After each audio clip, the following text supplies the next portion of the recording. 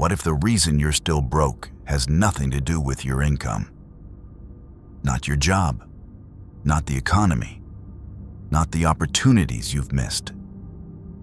What if the real reason is something you do every single day, automatically, without thinking, and you've never once questioned whether it's costing you everything? Most people think poverty is a condition, something that happens to you. The truth is darker than that. For most people, poverty is a practice, and they've been practicing it for years. Here's what no one tells you when you're growing up without money. The environment you grew up in didn't just shape what you had. It shaped how you think, how you feel about risk, how you respond to opportunity, how you define safety. And those invisible mental blueprints, they follow you. They follow you into your adult salary, into your spending decisions, into the way your heart races when you think about investing, or starting something, or asking for more. You didn't choose these patterns, but you are still running them every day. Truth 1, the comfort addiction. The first invisible habit keeping you poor is one you will defend before I even finish this sentence. Comfort seeking, not laziness, not incompetence. Comfort seeking, the deeply human need to reduce discomfort as fast as possible, regardless of the cost. Watch how it operates in real life. You get paid. There's a tightness in your chest, a low-grade financial anxiety that's always humming in the background. And the fastest way to make that feeling stop: spend something. A new outfit, a meal out, a subscription you'll forget about in 2 weeks. Something that signals to your nervous system, you are okay right now. That signal costs you every time. The financially free person has trained themselves to sit inside discomfort without immediately reaching for relief. They have learned, and this is the part that changes everything, that the discomfort of not spending is temporary, but the relief of building wealth is permanent. You haven't made that trade yet, and your bank account is the proof. Ask yourself this, honestly. When was the last time you chose the uncomfortable financial option and stayed with it? Even when everything in you wanted to bail out? Take your time. Truth 2, the identity tax. The second habit is quieter, more dangerous. It is the identity you built around being someone who doesn't have money. This is not about self-pity. Most people who carry this identity aren't even aware of it. It sounds like, I'm just not good with money. People like me don't get rich. I'll save when I earn more. That last one is the most seductive lie the broke mind tells itself. Because it sounds reasonable. It sounds responsible even. It promises a future version of you who will finally be ready. That version never arrives. Because the truth is, and you need to hear this clearly, you will never out-earn a broken relationship with money. People have done that experiment for you. They earned more. They spent more. They stayed poor at a higher income level. The habit isn't in your wallet. It is in your identity. And until you decide, consciously, deliberately, that the story you've been telling about yourself and money is a story, not a fact, you will keep casting yourself in the same role. The person who almost made it. Truth 3, the proximity problem. There is a third habit that operates entirely below the level of your conscious awareness. The people you are closest to are setting your financial ceiling, not because they are bad people, not because they want you to fail, but because human beings are social creatures wired for belonging, and belonging requires conformity. When you start making different financial decisions from the people around you, when you stop going out every weekend, when you say no to the group holiday, when you start talking about investing, you will feel it. A subtle pressure, a quiet withdrawal, and most people, without realizing it, choose belonging over wealth every single time. They scale back the ambition. They rejoin the spending habits of the group.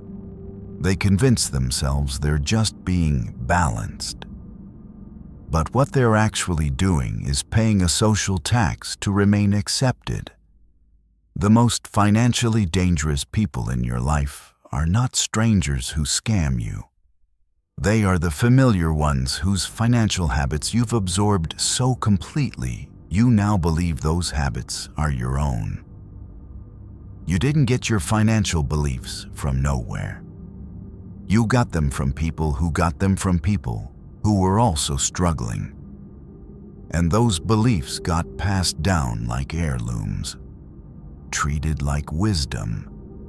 They were fear. Truth 4. The information trap. Here is something counterintuitive. Most people who stay poor are not ignorant about money. They know they should save more. They've seen the budgeting videos. They understand compound interest in theory. They have read at least one book about wealth. But knowing and doing are two completely different psychological processes. And here is the dark part. The more information you consume without acting, the more your brain creates the feeling of progress without any of the results. You get the dopamine hit of learning without the discomfort of changing. And over time, your mind begins to confuse the map for the territory. You start to feel like a person who is working on their financial situation. You are not. You are a person who is watching other people work on theirs. Real financial change requires something information can never give you. Repeated uncomfortable action in the direction of what you want, long before you see any reward for it. That is the mechanism. That is the only mechanism. Everything else is performance. Truth 5. The scarcity loop. The most invisible habit of all is one that feels like common sense. Scarcity thinking. When you have grown up without enough, your brain develops a very specific relationship with money. It treats money as a finite, fragile, temporary thing. Something to be clung to or spent before it disappears, but never something that can genuinely multiply. And scarcity thinking makes decisions for you. It makes you take the safer, smaller opportunity instead of the riskier, larger one. It makes you undercharge for your skills. It makes you wait for permission to want more. It keeps you transactional, exchanging your time for money in a loop that has no exit. Because the idea of creating assets, building systems, letting money work independently of your labor, feels like a fantasy that belongs to other kinds of people.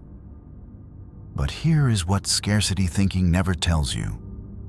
The wealthy do not think about money the way you do. They do not think about individual transactions. They think in systems, in leverage, in compounding time horizons that extend years beyond the present moment. That difference in mental architecture, not income, not opportunity, not luck, is what separates the two worlds. And mental architecture can be rebuilt. But only if you first admit that the one you're currently running is not yours. It was given to you. Truth 6. The delayed reckoning. Every invisible habit has a delayed consequence. That is what makes them so lethal. If spending emotionally caused immediate visible damage, you would stop. If scarcity thinking came with a flashing warning light, you would address it. If the identity you carry about money shocked you every time you said it aloud, you would revise it. But the consequence is deferred. It arrives years later, sometimes decades later. It arrives as a number in your account that doesn't match the time you've put in. It arrives as the quiet, nauseating feeling that somehow, despite working hard for years, you are not substantially further ahead than when you started. That feeling is not failure. That feeling is information.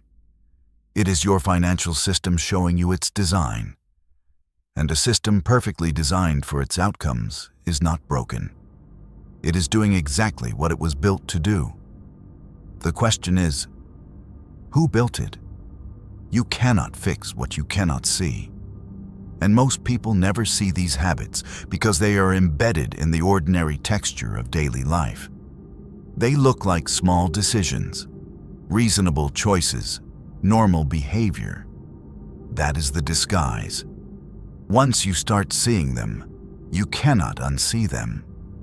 You will notice the comfort spend. You will catch the identity narrative mid-sentence. You will feel the social pressure to stay small, and you will name it for what it is. And naming something removes its invisibility. It does not remove the habit immediately. Habits that took years to form do not dissolve overnight. But the moment you see the pattern clearly, without judgment, without shame, with the cold precision of a strategist studying a system, you have moved from being inside the trap to standing outside it. From that position, change becomes possible. Not easy, possible. But here is what this video did not tell you. Seeing the habits is only the first layer. Because underneath the habits, underneath the spending, the identity, the scarcity, the social conformity, there is something older. Something that was installed before you were old enough to question it. And that is where the real work begins. The habits keeping you poor are symptoms. What created them runs much deeper. And if you think breaking a few financial patterns is enough, if you believe that awareness alone will close the gap between where you are and where you want to be, then there is something you still haven't understood about how the mind protects itself from the very change it claims to want. That is the next conversation, and it will be uncomfortable.